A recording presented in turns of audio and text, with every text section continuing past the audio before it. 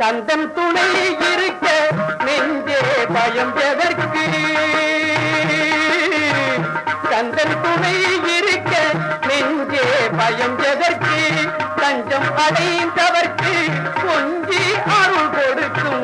கந்தன் துணை இருக்க நெஞ்சே பயம் எதற்கு? தஞ்சம் அடைந்தவர்க்கு கொஞ்சி அருள் கொடுக்கும். கந்தன் துணை இருக்க நெஞ்சே பயம் எதற்கு?